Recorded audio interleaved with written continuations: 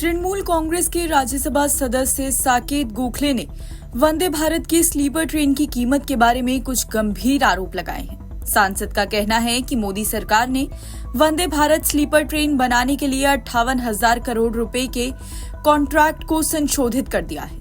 इससे एक ट्रेन की कीमत 290 करोड़ रुपए से बढ़कर 436 करोड़ रुपए हो गई है। ये विवाद बीते 26 सितंबर को तब शुरू हुआ जब सांसद ने एक्स हैंडल पर वंदे भारत स्लीपर के बारे में एक पोस्ट किया। इसमें कहा गया था कि मोदी सरकार ने वंदे भारत स्लीपर ट्रेन बनाने के लिए 58,000 करोड़ के अनुबंध को संशोधित किया है। जिस ट्रेन की लागत पहले 290 करोड़ रुपए में थी, अब उसकी लागत 436 करोड़ रुपए होगी। ये केवल एसी कोच वाली ट्रेन है जिसे गरीब लोग वहन नहीं कर सकते। वंदे भारत कॉन्ट्रैक्ट में 50% लागत वृद्धि से किसे लाभ हो रहा है? भारतीय रेलवे ने उनके दावों को गलत सूचना और फर्जी समाचार के रूप में खारिज कर दिया।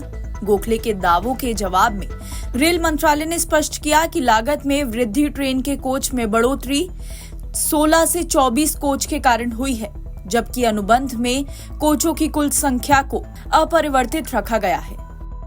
रेल मंत्रालय का कहना है कि ये समायोजन देश भर में ट्रेन यात्रा की बढ़ती मांग को समायोजित करने के लिए किया गया है।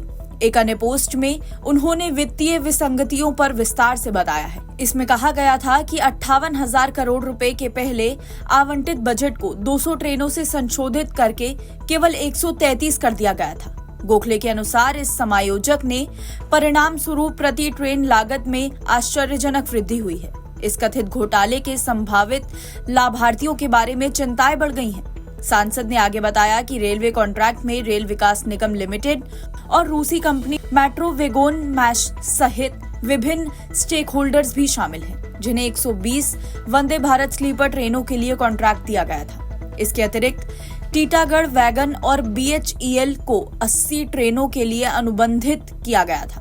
गोखले ने कहा कि ट्रेनों की डिलीवरी पर 26,000 करोड़ रुपए का भुगतान किया जाना था। रखरखाव के लिए अतिरिक्त 32,000 करोड़ रुपए आवंटित किए गए थे, जिससे पता चला कि प्रति ट्रेन मैन्युफैक्चरिंग कॉस्ट 130 करोड़ रुपए और मेंटेनेंस कॉस्ट 160 करोड़ रुपए थी। इसके अलावा गोखले ने दावा किया है कि अनुबंध की शर्तों को हाल ही में संशोधित किया गया था, जिससे ट्रेनों की संख्या में कमी आई और रखरखाव की लागत में वृद्धि हुई। उन्होंने संकेत दिया कि प्रति ट्रेन नई विनिर्माण लागत अब 195 करोड़ रुपए है, जबकि रखरखाव लागत बढ़कर 240 करोड़ रुपए हो गई है। इन आरोपों के जवाब में भारतीय रेलवे ने 16 सितंबर को अपना रुख दोहराया, जिसमें कहा गया है कि ट्रेन की लागत की गणना कोचों की कुल संख्या से गुणा प्रति कोच लागत पर आधारित है। उन्होंने जोर देकर कहा कि बोली प्रक्रिया की पारदर्शिता और यात्री मांग को पूरा करने के लिए किए गए समायोजन के कारण लागत उद्योग के मानकों से कमी बनी हुई है। मंत्रालय ने इस बात पर भी प्रकाश डाला है कि परिवर्तनों के बावजूद लंबी ट्रेनों के परिणाम स्वरूप पैमाने की अर्थव्यवस्थाओं के कारण कुल अनुबंध मूल्य में प्रभावी रूप से कमी आई है। NBT ऑनलाइन की रिपोर्ट।